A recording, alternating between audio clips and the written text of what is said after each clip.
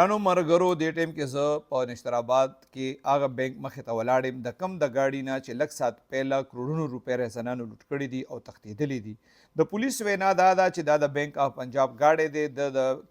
د پاسه 3 کروڑ روپۍ په دې ګاډي کې دي کېښوستې دې سره چې کم ګاډز وو هغې دا پیسې وړې نوښار کې او نورو بینکونو ته کله چې د دې دا ګاډی د کوڅې ته رادننه شي راتاویږي دې دوران کې په موټرسایکل باندې رهزنان راشي د کم کسان چې په دې ګاډي کې ناست دي ورته ګیټ کولو کي